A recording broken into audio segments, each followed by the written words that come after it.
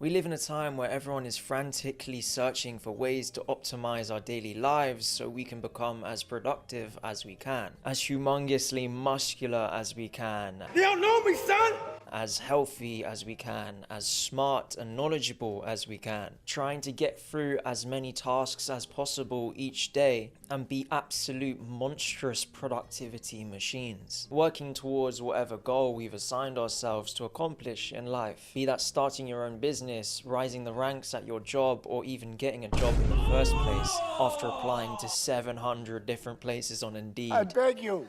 No. And getting rejected half the time and just aired the rest. Suckling as much as possible from the teat of the time we're given each day, while also maintaining a sensible sleep schedule, a healthy diet, consistent exercise, a rewarding social life. Not forgetting that little slot of the day we give ourselves to unwind, scrolling on TikTok, Instagram Reels, or maybe even YouTube Shorts, which always ends up lasting not twice, 10 times as long as we initially planned, learning about how to survive in the Alaskan wilderness at 2 in the morning, Warm fresh bread with honey butter. or watching some random fucker in China, rural China, making a full fit out of spider silk from scratch, with some euphoric music over the top.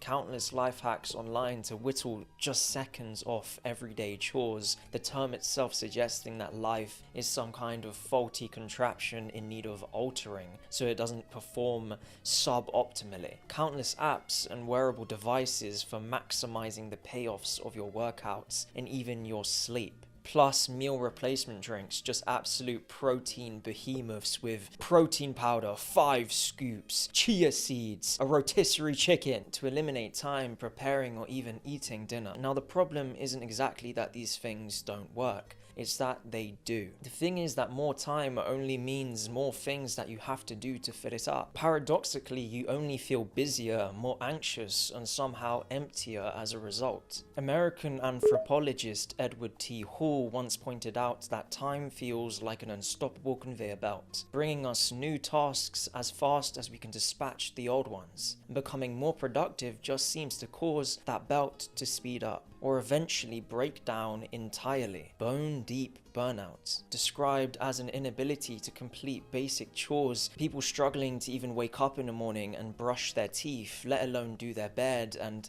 leave the house for the day. The paralyzing exhaustion of a generation of finely honed tools crafted from embryos to be lean, mean production machines. This is what most needs to come to terms with about time, which most advice on it seems to miss. It's like a pissy toddler throwing a tantrum. The more you struggle to control it, to make it conform to your agenda, the further it slips from your control. Consider all the technology invented for the sole purpose for us to gain the upper hand on time. By any sane logic, in a world with dishwashers, microwaves, and jet engines, time ought to feel more expansive and abundant due to all the time freed up. You know, no longer needing to clean each article of clothing by bashing it against a rock on a riverbank. I know that's going pretty far back, but even 50 years ago, the concept still applies. Convenience is everywhere, but time doesn't feel more expansive or abundant. This is nobody's actual experience, instead life accelerated. And everyone grows more impatient. It's somehow way more annoying to wait 2 minutes for the microwave than 2 hours in the oven, or 10 seconds for a slow loading YouTube video, or Twitter because the Wi-Fi is bad, than waiting 3 days for the same piece of information from a fucking carrier pigeon.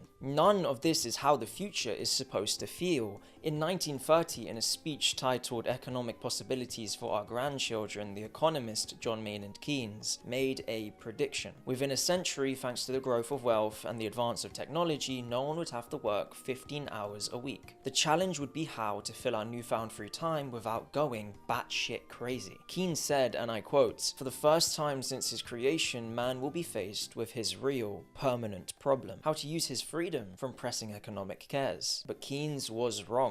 It turns out that when people make enough money to meet their needs, they just find new things to need, new lifestyles to aspire to. The more you manage to accumulate instead of satisfaction from all you've achieved, you only feel more insatiable. More starts to feel like less. As a result, they work harder and harder, and soon being busy becomes something to boast about, which is, for lack of a better description, fucking stupid. Throughout history, people have been becoming rich so they don't need to work as much anymore, so they have time to do the things they really want to do in life, maybe take up that hobby that isn't completely centered around making money and being lucrative and productive, or spend time with their loved ones, their friends, their family members, whatever it may be. Moreover, the busyness of the wealthy is contagious, because one extremely effective way of making money for those at the top of the tree is to cut costs and make efficiency improvements in their companies, causing greater insecurity for those at the bottom, us ordinary people, who are then obliged to work even harder just to get by, solely because of the insatiable greed of the hyper wealthy. But now we get to the heart of things, the real meat and bones of the situation, to a feeling that goes deeper. And that's harder to put into words. The sense that despite all this activity, even the relatively privileged among us barely get round to doing the right things. We are plagued by the sense that there are important and fulfilling ways we could be spending our time, even if we can't exactly say or put a finger on what that may be. Yet systematically, we spend our days doing other shit instead, like scrolling on our phones for 14 hours a day. And I'm no exception to that fact. I mean, look at my last week. Oh my god, does that say 23 hours? What the fuck? Okay, I don't know, maybe that makes you wanna no longer take advice from me when I have 23 hours of screen time on my fucking phone, average a week. But there is that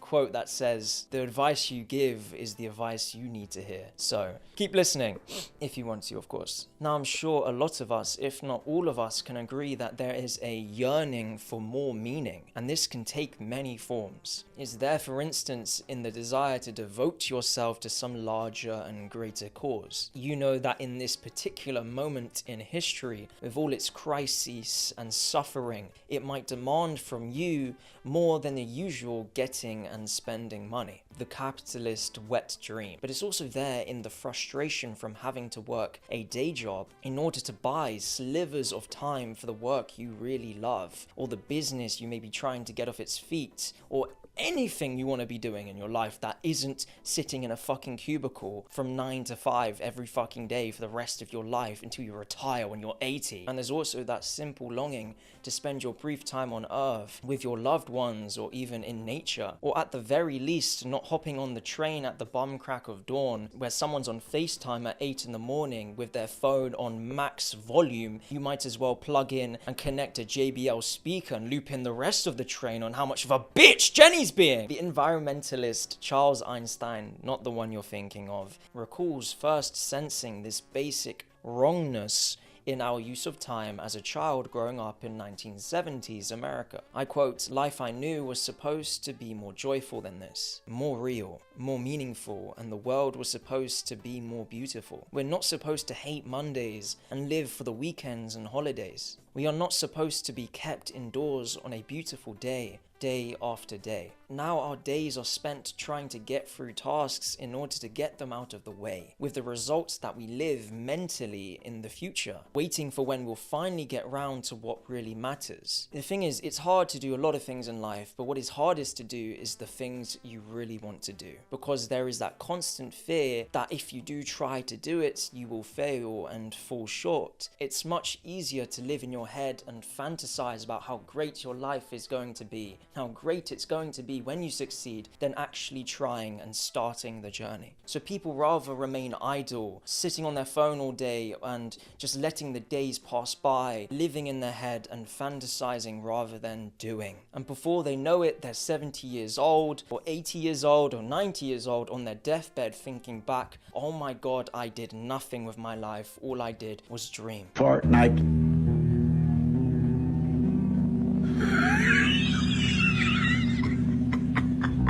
Dreams mean nothing if you don't take them out of your head and make them real. Now we're all waiting for when we'll finally get round to what really matters, to spend more of our finite time on those people and things we care deeply about ourselves. Productivity is a trap.